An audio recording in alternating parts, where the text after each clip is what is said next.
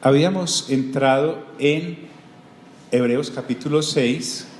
Voy a leer los primeros versículos que ya estábamos o estamos al tanto de ellos para avanzar. Dice este escritor: por tanto, dejando ya los rudimentos de la doctrina de Cristo, vamos adelante a la perfección, no echando otra vez el fundamento de arrepentimiento de obras muertas, 1, de la fe en Dios, 2, de la doctrina de bautismos, 3, de la imposición de manos, 4, de la resurrección de muertos, 5, y del juicio eterno, 6. Llama rudimentos este escritor a estas cosas, no demeritándolas, sino por el contrario dándole la importancia correcta como columnas fundamentales, como ABC, como rudimentos de la materia del Cristo, pero no se puede quedar uno ahí, tanto que dice: y esto haremos si Dios en verdad lo permite. O sea, volver a hablar de eso, porque recuerde que los creyentes hebreos cristianos les estaba pasando lo mismo que a los hermanos de Corinto. En este caso, el escritor a los hebreos coincide con el apóstol Pablo al hablar de leche y al hablar de alimento sólido y al hablar de que nos quedamos niños en Cristo, los gentiles en 1 Corintios 3 y los judíos creyentes en Cristo aquí en Hebreos capítulo 6 y en el 5. Y esto haremos si Dios en verdad lo permite, porque es imposible que los que una vez fueron iluminados y gustaron del don celestial y fueron hechos partícipes del Espíritu Santo, Dios, y asimismo gustaron de la buena palabra de Dios, la del reino, las nuevas del Evangelio, y los poderes del siglo venidero. Ya hicimos la anotación que el 2.5 de Hebreos dice que estamos hablando acerca del mundo donde hemos de vivir, y en la versión NTV dice donde el jefe será otro. Entonces nosotros y los creyentes hebreos en Cristo, al haber aceptado que el Padre en Cristo Jesús había reconciliado a la humanidad con Él por obra del Espíritu Santo que los lleva al arrepentimiento, porque se dan cuenta de que hay pecado, hay justicia y juicio, somos testigos de primera mano de las primicias de ese mundo venidero en donde hemos de vivir, de ese siglo venidero. ¿Por qué? Porque para nosotros la eternidad ya está funcionando, ya hemos dicho: venga a nosotros tu reino y hágase tu voluntad aquí en la tierra como se hace en el cielo. La iglesia, en cierta manera, es la primicia, así como Cristo es el primero de la resurrección. La iglesia y todos los que en ello estemos somos la primicia de vivir en esas delicias que nos ha deparado el haber creído en Cristo Jesús. Por eso habla de que gustaron, mire que habla como de saborear, la pudieron palpar, acariciar, vivir. Asimismo gustaron de la palabra, de la buena palabra de Dios y los poderes del siglo venidero. Y habla: y recayeron. Recordando nuevamente, ya nos mostró el 13 y 14 de Números, ya nos mostró el Salmo 95, ya nos mostró todo el periplo con este señor Josué, y ahora está previendo de que cuidado con que estos hermanos hebreos fueran a resbalarse nuevamente al antiguo pacto, desechando el nuevo pacto en Cristo Jesús. Si yo llego a desechar, si el creyente hebreo llega a desechar el nuevo pacto, dice: sean otra vez renovados para arrepentimiento. Acaba de decir: es imposible. Si yo desecho que Dios Padre decidió que en Cristo Jesús todo ha de ser reconciliado, pues me estoy creyendo más que Dios. Básicamente a eso se refiere. ¿Por qué? Porque estarían crucificando de nuevo para sí mismos al Hijo de Dios. Ya demostró en el capítulo 1, 2 y 3 que el Señor Jesús es el Hijo de Dios, que el Señor Jesús es superior a los ángeles, que el Señor Jesús es superior a Moisés, que el Señor Jesús es superior a Aarón, que el Señor Jesús es superior a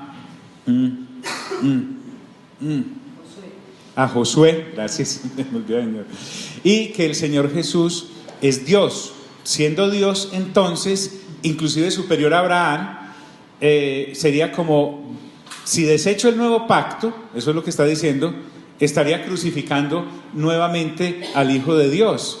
Y eso se constituye, como anotabas, básicamente en una herejía, porque ya no queda más sacrificio por los pecados, porque Dios ya decidió que era de una vez y para siempre en Cristo. Crucificando de nuevo para sí mismo al Hijo de Dios y exponiéndole a vituperio. Como eso ya lo vimos, voy a avanzar a partir de acá. Dice, porque la tierra que bebe la lluvia que muchas veces cae sobre ella. Bueno, recordemos que la carta está dirigida a creyentes ¿qué? Hebreos. Entonces, para eso, el escritor a los hebreos está usando todo lo que para ellos es familiar y que se veía en las sinagogas o en el templo, dependiendo de donde estuvieran escuchando la lectura de la Torá. Por ejemplo, esto que empieza a citar acá, lo vamos a encontrar en Isaías 55. Acompáñenme, por favor.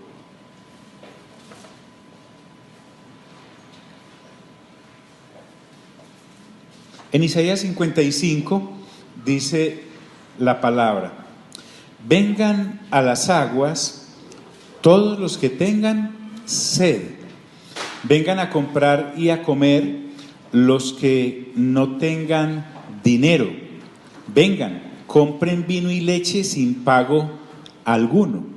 ¿Por qué gastan dinero en lo que no es pan y su salario en lo que no satisface? Escúchenme bien y comerán lo que es bueno, y se deleitarán con manjares deliciosos. Presten atención y vengan a mí, escúchenme y vivirán. Haré con ustedes un pacto eterno. El para siempre que usa ya el escritor a los hebreos. Conforme a mi constante amor por David, porque recuerden que él vino del linaje de David a través de la tribu de Judá. Lo he puesto como testigo para los pueblos, como su jefe supremo. Sin duda convocará a naciones que no conocías, y naciones que no te conocían correrán hacia ti, gracias al Señor tu Dios, el Santo de Israel, que te ha colmado de honor. Busquen al Señor mientras se deje encontrar, llámenlo mientras esté cercano. Que abandone el malvado su camino y el perverso sus pensamientos, que se vuelva al Señor, a nuestro Dios, que es generoso para perdonar, y de Él recibirá misericordia. Porque mis pensamientos no son los de ustedes, ni sus caminos son míos, son los míos, afirma el Señor. Ahora, teniendo en cuenta el nuevo nacimiento, podemos ver que cuando una persona está nacida solo del papá y de la mamá, que nace bajo pecado y comete pecados, pues los caminos están muy lejos de los del Señor, y sus pensamientos todavía más. Pero una vez nacemos de nuevo, se supone que teniendo la renovación del entendimiento, nuestra mente es como la de Cristo. Y recuerden que dijo 1 Corintios capítulo 2 que el Espíritu de Dios escudriña lo profundo de Dios y entonces nos lo revela a nosotros. Es lo que da a entender. Entre Dios y nosotros ya no hay secretos. Ahora nuestros caminos sí son sus caminos y nuestros pensamientos sí son sus pensamientos. Qué acercamiento tan tremendo. 9. Mis caminos y mis pensamientos son más altos que los de ustedes, más altos que los del cielo sobre la tierra. Así como, y aquí viene a lo que hace referencia, leí todo el capítulo, pero en el versículo 7 de Hebreos, a esto es a lo que hace referencia y lo vamos a desglosar. Así como la lluvia y la nieve descienden del cielo y no vuelven allá sin regar antes la tierra y hacerla fecundar y germinar para que dé semilla al que siembra y pan al que come, así también la palabra que sale de mi boca no volverá a mí vacía, sino que hará lo que yo deseo y cumplirá con mis propósitos. Ustedes saldrán con alegría y serán guiados en paz. A su paso las montañas y las colinas prorrumpirán en gritos de júbilo y aplaudirán todos los árboles del bosque. En vez de zarzas crecerán cipreses, mirtos en lugar de ortigas. Esto le dará renombre al Señor. Será una señal que durará un poquito. ¿Qué dice? Para siempre. Muy bien. Entonces, como él está hablando a creyentes hebreos que tienen muy claro lo que es el antiguo pacto y todo lo que hay en el Antiguo Testamento, ahora les aplica esto y les dice: ¿por qué es exponer nuevamente a vituperio a Cristo y crucificarlo? y les da un ejemplo agrícola. Dice, porque la tierra que bebe la lluvia que muchas veces cae sobre ella, se supone que el agua que llueve al caer sobre la tierra, pues la hace apta para que sea sembrada y para que lleve fruto.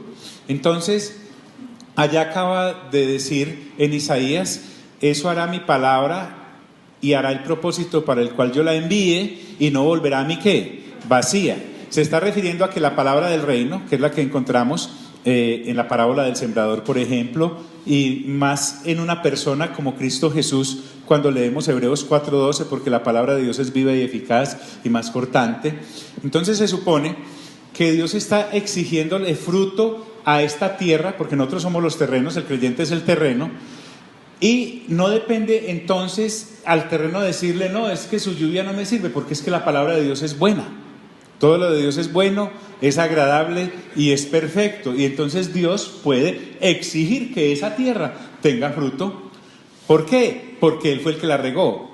¿Por qué? Porque Cristo fue el que vino e iluminó los corazones de esta gente. ¿Por qué? Porque el Señor Jesús es Dios y entonces se hizo hombre. Es más, viene del mismo pueblo de los de Israel y a ellos es a los que vino primero. El Señor Jesús primero vino a los suyos. Mire que Él a los primeros discípulos que envió, creo que fue a los 12 y después a los 70, les dijo que no entrara en tierra de gentiles, que fueran primero a los de la casa de Israel. Está claro. Entonces dice, porque la tierra que bebe la lluvia que muchas veces cae sobre ella, ya leímos Isaías 55, regularmente entonces esa palabra sigue cayendo y sigue regando el corazón. Por eso miren, créanme, es impresionante el crecimiento que te da la lectura juiciosa de la palabra diariamente. Si esporádicamente lo haces, es muy difícil que esa tierra que es uno se ablande y puede llevar fruto. Es como regar el jardín cada 3 años, pues no cuadra. Porque la tierra que bebe la lluvia, que muchas veces cae sobre ella, y produce hierba, ¿qué? Provechosa. Ojo, no está hablando de, allá dijo, ya no tendrá zarzas y espinos, sino que tendrá cosas buenas. Mire cómo la palabra se concatena completamente. Y produce hierba provechosa a aquellos por los cuales es labrada. La palabra que nos ha llegado, que es la del reino de Dios y su justicia, da fruto, así como la lluvia le da a la tierra la oportunidad de dar buenas cosechas, sacar buenos frutos de la misma tierra. Y si a esto le sumamos que hemos tenido el mejor de los labradores, es que no fue como en el antiguo pacto, que Dios Padre usa ángeles para que le revelen esa palabra a Moisés en el Sinaí. Ahora es el mismo Dios que en el Sermón del Monte, Él sube a un morrito y desde ahí da los estatutos del reino y se los entrega primeramente a su pueblo. Es el mismo Dios, el mejor labrador es el Señor Jesús. No podemos decir, no, es que no la entendí, es que es el mismo Dios que me vino a explicármela y a desmenuzármela y se toma todo ese, usemos la palabra trabajo de hacerse hombre para que no nos quede ninguna inquietud, porque recuerden que aquel monte, como vamos a ver en Hebreos al final, cuando Moisés recibió la palabra no se arrimaba a nadie. Eso eran truenos, rayos y centellas, y todo el que se arrimara, fuese animal o hombre, distinto a Moisés o a Josué que estaba por ahí pegadito de Moisés de vez en cuando, la orden era que lo mataran. Aquí no, aquí es, vengan a mí todos los que estén cansados, trabajados y cargados, que yo los haré, ¿qué? Descansar. Y produce hierba provechosa a aquellos por los cuales es labrada. Y no es que sea atrevido, sino que es completamente claro. Esa tierra, retrocedo acá, y produce hierba provechosa a aquellos por los cuales es labrada. Esa tierra recibe la bendición ¿de quién? De Dios. Esta bendición de Dios me recuerda que Dios es el dueño de este buen proceso y lo aprueba con su bendición. ¿Quién es el labrador? ¿El Señor qué? El Señor Jesús. Y recuerdan, cuando el Señor Jesús sube de las aguas, se escucha una voz que dice, este es mi Hijo amado, en el cual tengo complacencia. En la transfiguración, que está hablando el Señor Jesús con Elías y con Moisés. Después que ellos están hablando, la voz dice, ¿a él qué? Oíd, a Jesús. Entonces ahí es donde recibe, como en muchas otras partes, la bendición y el sí. Es en él que me voy a relacionar con todos ustedes. Y se está refiriendo al pueblo de Israel inicialmente, porque no es que ellos no creyeran en el Cristo, el asunto era que no creían que Jesús era el Cristo. Pero estos creyentes hebreos ya saben que Jesús es el Cristo, y él quiere, el escritor, afirmarlos y afianzarlos en lo que les está entregando. Sin embargo, hay otra clase de tierra. Mire usted, así como hay tierra que produce buenos frutos, que recibe con gozo esa buena agua, esa bendición de Dios, hay otra clase de tierra. Pero la tierra, permítame incluir la palabra ahí aunque no esté, pero se supone, pero la que produce espinos y abrojos es ¿qué? Reprobada. Porque en este caso, recordemos que él está comparando, no es que nos tengamos que imaginar el aguacero, sino que está hablando de que él ya nos comparó con terrenos en la parábola del sembrador.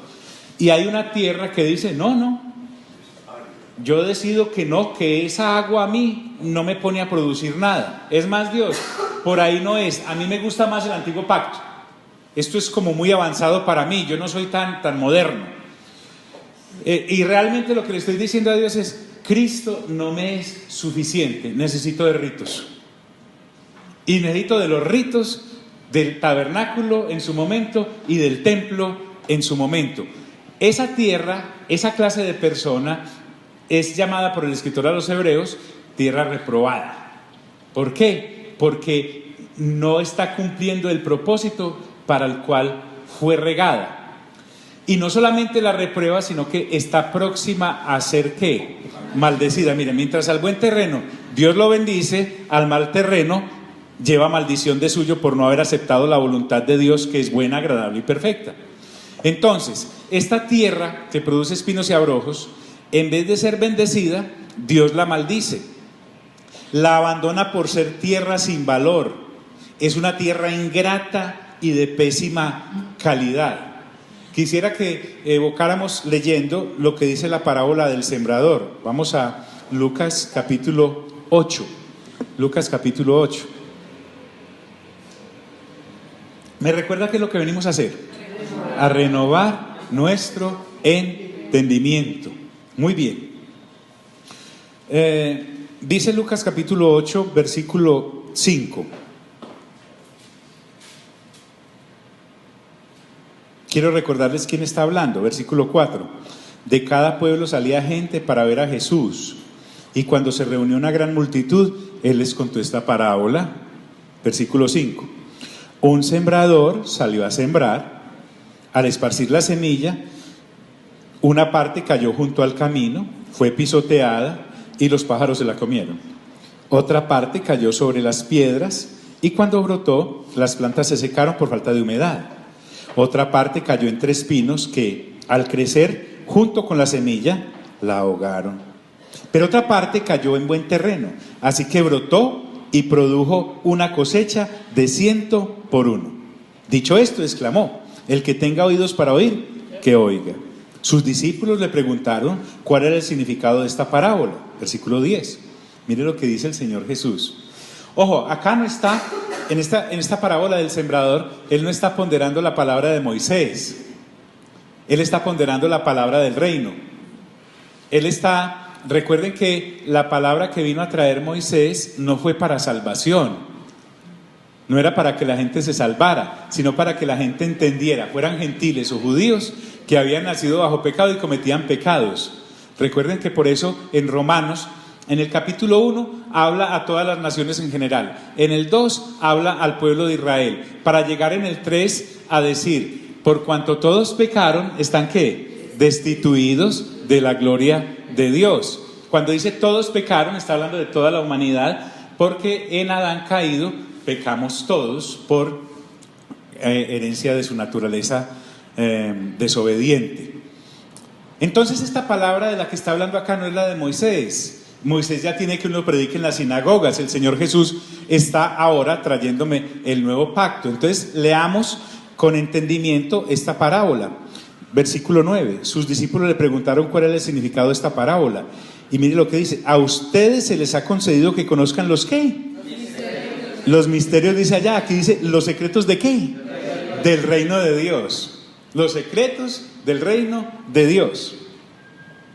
Les contestó. Pero a los demás se les habla por medio de parábolas para que, aunque miren, no vean, aunque oigan, no entiendan.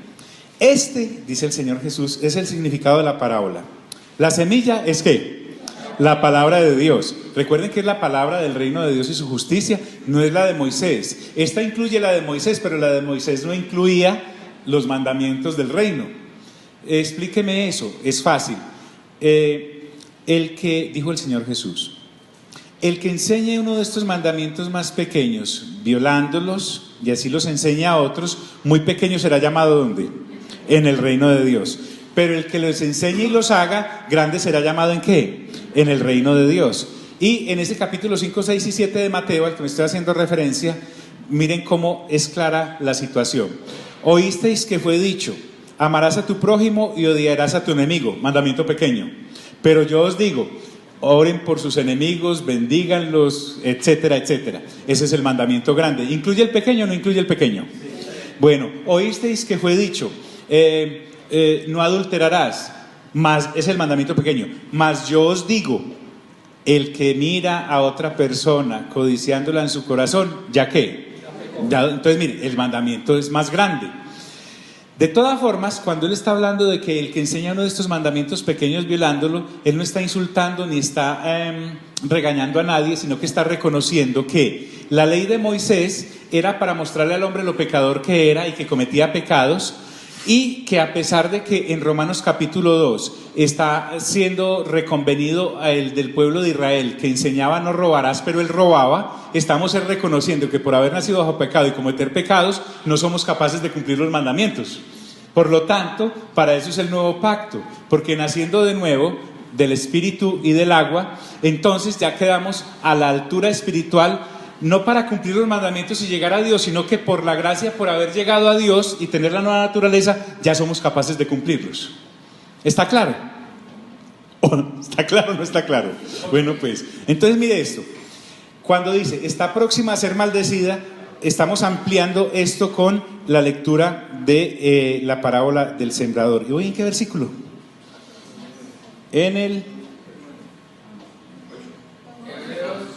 Este es el significado de la palabra. Lucas capítulo 8, versículo ¿qué? 11. Muy bien. Este es el significado de la parábola. La semilla es la palabra de Dios. Es que me emocioné. Los que están junto al camino son los que oyen, pero luego viene ¿quién? El diablo, y les quita la palabra del corazón, no sea que crean y nazcan de nuevo. No sea que crean y nazcan de nuevo y se salven. Los que están sobre las piedras son los que reciben la palabra con alegría cuando la oyen, pero no tienen raíz. Estos creen por algún tiempo, pero se apartan cuando llega la prueba, no entendiendo que tengan por sumo gozo cuando estén en medio de diversas pruebas, como venimos viendo en Santiago. Entonces se devuelven. La parte que cayó entre espinos son los que oyen, pero con el correr del tiempo los ahogan las preocupaciones, las riquezas y los placeres de esta vida, y no maduran. Pero la parte que cayó en buen terreno son los que oyen la palabra con corazón noble y bueno, y la retienen, y como perseveran, producen una buena ¿qué? Una buena cosecha. Quiero retroceder entonces aquí en Hebreos un poquito y recuerde lo que dice el versículo 7: porque la tierra que bebe la lluvia, que muchas veces cae sobre ella y produce hierba provechosa a aquellos por los cuales es labrada, recibe la bendición de Dios. Se está refiriendo a ese buen terreno de Lucas capítulo 8. Pero la que produce espinos y abrojos es reprobada y está próxima a ser maldecida, y su fin, mire lo que dice, es ser quemada. Entonces, como no sirve, se desecha la tierra. Llevemos esto a otro nivel. Es fácil pensar que las primeras tres clases de terrenos son los que estamos hablando de que va a ser quemada y es maldecida y es desechada por no aprovechar la buena palabra. Pero quiero que pensemos que los hermanos hebreos, creyentes en Cristo Jesús hace 2000 años, ya habían sido buen terreno, porque ya habían recibido la palabra y al orador, que es el Señor, y habían aceptado el mensaje y efectivamente habían nacido de nuevo. El peligro entonces está, ya de suyo, los 3 primeros clases de terreno pues están out, pero el asunto es con los que ya estamos in. Y somos buen terreno. Estos hermanos que ya eran buen terreno corrían el peligro de resbalarse de la posición del nuevo pacto en Cristo Jesús y volverse a las obras del antiguo pacto, celebrando ritos y sacrificios en el tabernáculo o en el templo. Entonces le dice este escritor a estos creyentes: pero en cuanto a vosotros, oh amados, miren que la advertencia está ahí.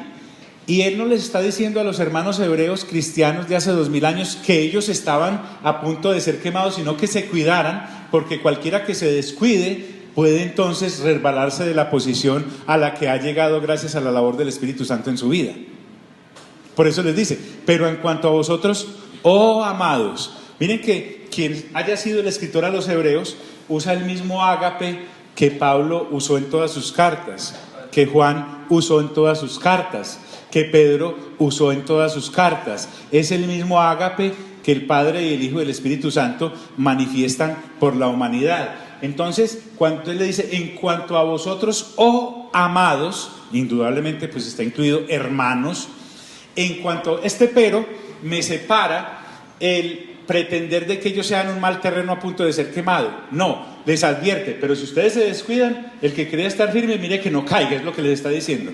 Pero en cuanto a vosotros, oh amados, les dice, porque esta es una carta de reconvención con amor sublime. Señora, un segundito. Cuando tú hablas de no caer, o sea, volver al antiguo pacto, ¿cierto? El tabernáculo y todos sus ritos, eso también se considera a las fiestas que en Levíticos, en Números aparecen. ¿Eso también sería parte de eso o no? Porque en el antiguo, digamos en Levíticos, ¿qué es lo que dice Jehová? Y hagan las fiestas para que siempre me estén conmemorando y para que las generaciones me recuerden. ¿Eso es abolido o sigue vigente? Sí, es abolido. Y lo vamos a ver en los capítulos que siguen. Pero le puedo adelantar un poquito. Retroceda a Colosenses capítulo 2. Vamos a Colosenses capítulo 2, que nos sirve. Cuando se refiere a ser abolidos, es toda clase de ritos, porque miren la libertad que hay en el nuevo pacto.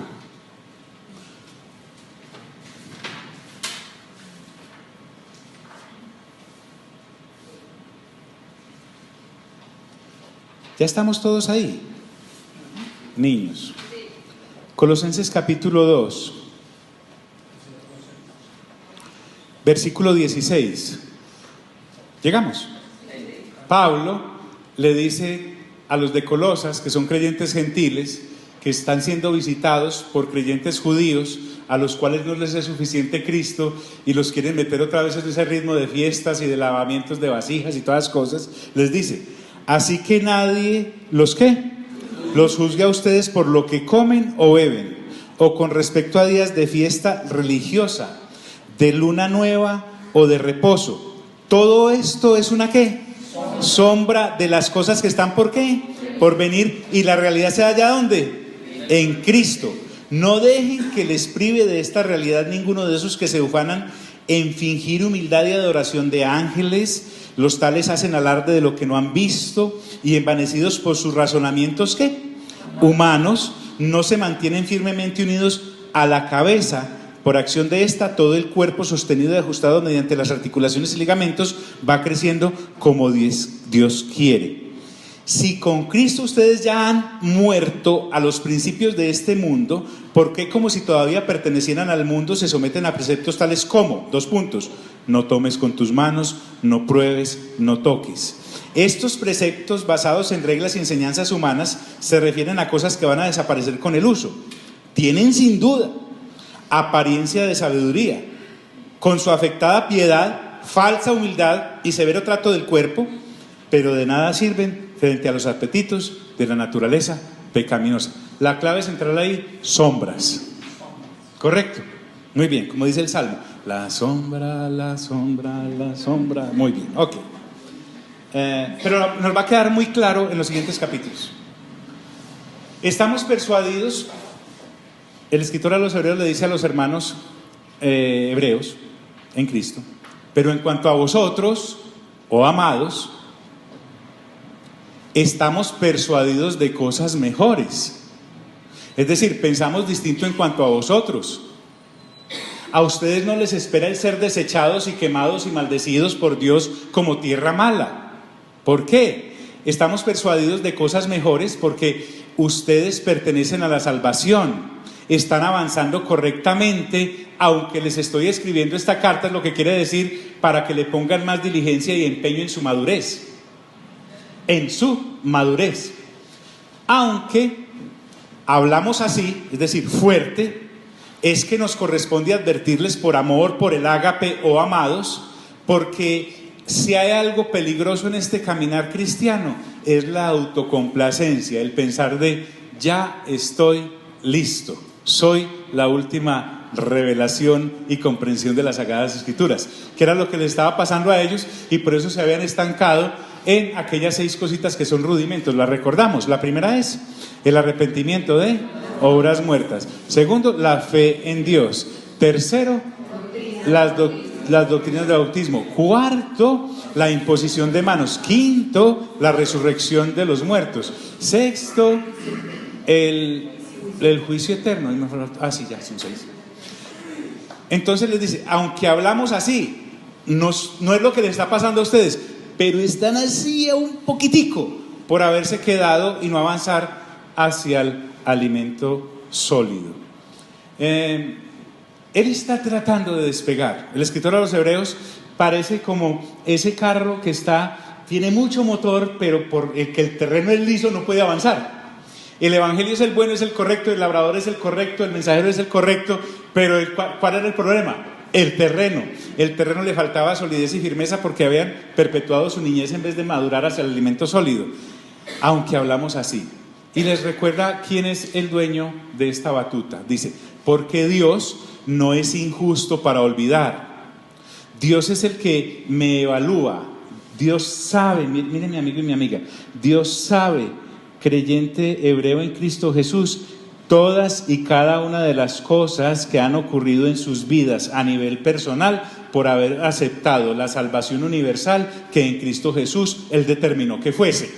Entonces Dios es el que te evalúa y Dios es el que te da el crecimiento. Recordemos aquello. Pablo en una de sus cartas dice, yo sembré, Apolos regó, pero ¿quién da el crecimiento? Dios. Puede venir el mejor, Pablo, a sembrar el evangelio. Puede venir el mejor a regarlo, Apolos, un creyente enérgico y un predicador excelente. Pero con todo, el que le da el crecimiento a la persona es el Dios que envió el mensaje. Entonces, como Dios es el que da el crecimiento, recordemos que, y esto es muy importante, porque es que a veces nosotros nos llenamos de impaciencia. Además, la impaciencia viene generalmente de estarme comparando con el que no ha crecido, según mi evaluación de que yo sí he crecido mucho. Y eso ya de hecho ya es un acto de niñería. Lo que realmente este escritor quiere decir es que nosotros debemos recordar que nosotros somos los que sembramos o regamos, no somos los responsables de darles crecimiento a la gente. Y eso de plano es cierto, la escritura lo dice. Dios es el que permite que la gente avance, se detenga o se quede, porque Él es el que tiene el panorama completo. Un ejemplo en las escrituras. Llega el apóstol Pablo y se va con Bernabé y se llevan a Juan Marcos, que es sobrino de Bernabé. Por alguna razón o circunstancia, Juan Marcos se devuelve en el primer viaje misionero. Bernabé y Saulo siguen, recorren toda la región, regresan, dan los informes en Hechos capítulo 14. Cuando van a volver a salir, Bernabé llama al sobrino, Juan Marcos, véngase que vamos a salir otra vez. Y entonces Pablo dice, no me parece bien que llevemos al que se nos devolvió en el primer viaje. Y dice que hubo una discusión no pequeña entre ellos, se dijeron palabras fuertes. No sé hasta qué punto el calibre, pero se las dijeron, a tal punto que Bernabé toma a Juan Marcos y se va él por un lado, y Pablo toma a Silas y se van por el otro. En ese momento, aunque Pablo es Pablo y tiene toda esa revelación que usted y yo hemos visto, para Pablo fue más importante la obra que el obrero, y lo desechó. Sin embargo, cuando ya madura, en su madurez, en una de las cartas, le dice a Timoteo: envíame o tráeme a Juan Marcos, que me es útil para la obra. Ya tenía equilibrado que la obra es muy importante, pero el obrero también. En ese momento Pablo no tenía todo el panorama de lo que Juan Marcos iba a desempeñar para Dios. Bernabé sí. Por eso Bernabé significa hijo de consolación. Mira que esto cayó del Espíritu Santo, el consolador. Entonces, porque Dios no es injusto para olvidar. Siempre el que evalúa a la persona a la cual yo le estoy entregando el Evangelio, o estoy regando el Evangelio que hay en ella, el crecimiento y el panorama completo lo tiene Dios. Yo simplemente estoy cumpliendo una función, y como funcionario no soy el plenipotenciario, sino que Dios es el que decide a qué ritmo y cuándo. Hay personas que despegan por allá a las 500, así yo las haya desechado. Eso es cuestión de madurez. Entonces Dios es el que tiene el panorama completo, porque dice, porque Dios no es injusto para olvidar. Mire que el escritor a los Hebreos no está diciendo, nosotros, el grupo apostólico, que nos parece que... No, es Dios, Él es el dueño. Porque Dios no es injusto para olvidar vuestra obra y el trabajo de ágape que habéis mostrado en primer lugar hacia su nombre. Desde luego el nombre del Padre, pero también en el nombre de Jesús, que es el Cristo revelado. Entonces Dios sabe acerca del trabajo agapense que en favor del cuerpo y del mismo Dios, que es Él, ha desempeñado cada creyente. Este escritor a los hebreos les está reconociendo a estos hermanos hebreos su obra y su trabajo en Dios, no para Él. ¿Y cómo se desempeñó ese trabajo y ese amor hacia su nombre y hacia la obra del Señor? Dice, habiendo servido a los santos, o sea, a los apartados, a los que han creído en Cristo Jesús, y sirviéndoles aún. Recordándonos que el servicio se califica en 3 direcciones según el tiempo: lo que hemos servido, lo que estamos sirviendo y lo que vamos a servir. En el Antiguo Testamento, allá en ese templo que citaste ahorita, que se llenó de la gloria de Dios, el acceso al segundo nivel era en una escalera en caracol, sin descansos, porque precisamente esa es la vida en Cristo, siempre en constante madurez, no hay reposo. El que se queda tiene que prácticamente volver a empezar, porque es como el que hace ejercicio. Si deja de hacer ejercicio unos días, pégale pues a la rueda otra vez al otro. Qué cosa tan difícil. Entonces, habiendo servido a los santos y sirviéndoles aún, Él está abonando el terreno, porque es que estos hermanos sufrieron mucho y duro, y posiblemente eso los tenía desmotivados y estancados, pero le está diciendo, hey, no vale con haber sufrido y haber servido, no vale con estar sufriendo y estar sirviendo, sino que hay que seguir, porque además les espera posiblemente más sufrimiento y más servicio, pero es para Dios y es para los santos de Dios, y Dios no olvida eso. Puede que nosotros lo olvidemos, puede que los que están alrededor los olviden, pero Dios no ¿qué? No olvida. Él es el que sabe que hay en cada uno y para quién hacemos las cosas, habiendo servido a los santos y sirviéndoles aún. Pero deseamos, mire este plural, el escritor a los Hebreos siempre reconoce un trabajo en equipo, pero deseamos que cada uno de vosotros, no al bulto, Él los conocía por nombre propio, muestre la misma solicitud. ¿Hasta dónde? Hasta el fin. O sea, esta carrera no se alcanza, no se llega sino cuando se llega. Que haya en ustedes ese intenso deseo todos los días. Es que el cada uno representa el factor individual y es necesaria esa diligencia individual para poder tener una suma de diligencia colectiva. Es decir, tu atraso atrasa el cuerpo, tu avance hace avanzar el cuerpo. Somos corporativos, somos un organismo. Entonces, aunque Dios es muy específico al tener un trato con cada individuo y sin descanso y hasta el fin, también está animando el avance colectivo y sin descanso hasta el fin. Somos un cuerpo. somos miembros de un cuerpo, eso es completamente claro. Pero deseamos que cada uno de vosotros muestre la misma solicitud hasta el fin, para plena certeza de la esperanza. Ojo acá, es que nos hace ese ánimo de apropiarnos de las cosas. ¿La carta es para quiénes? Él está hablando, capítulo 1, capítulo 2, capítulo 3, capítulo 4, capítulo 5 y vamos en el 6. Él ahora está recordando el reposo del capítulo 3 y 4. Entonces, lo que le está recordando es, una vez entrados en el reposo de Dios, del cual ya hablamos claramente, es necesario que perseveremos con esperanza hasta el fin. Porque además de haber dicho Dios que hay un reposo, ¿cierto? Y ahorita nos va a hablar del juramento que Dios hizo sin necesidad de hacerlo para darles garantía y aval de su propia palabra. Lo que les está diciendo es, les exijo plena certeza de esa esperanza hasta el fin. ¿Saben por qué se las exijo? Porque Dios no miente. Y si Dios dijo que hay una vida eterna en Cristo Jesús, en donde ustedes ya están, deben perseverar hasta el fin, no por ustedes, sino por el que lo dijo. Este evangelio tiene fundamento y tiene veracidad, es por la persona de la cual proviene, no del que la recibe. Para plena certeza de la esperanza. Y hay una cosa que le da a cualquiera, mire, a fin de que no os hagáis perezosos. ¿Por qué? ¿Dónde demuestro la pereza? Porque yo puedo hacer obras, pero sin el fuego de la esperanza. Porque yo puedo hacer obras sin consagración. Es como cuando veíamos que se perdió el primer amor allá en la congregación de Éfeso, en Apocalipsis, que la censura que le hace Dios, el Señor Jesús, al ángel de esa iglesia, que es el líder de esa iglesia, le dice, has perdido tu primer ¿qué? Tu primer amor. Se le volvió la cosa monótona. ¿Qué es lo que pasa? Uno se vuelve perezoso cuando baja la guardia. Y esto es de día a día. La llama tiene que estar encendidita. ¿Y sabe algo? Esta llamita no se la prenden a uno allá afuera en el mundo. Ni se la prende el creyente carnal que no ha renovado mente. Nos la tenemos que prender nosotros. Verbigas, ya no, aquí un 26. Pastor, ¿por qué no da el ejemplo que de la otra vez de ese hombre que visitó a esa personita? Lo de la hoguera. Uy, pastora, no me acuerdo.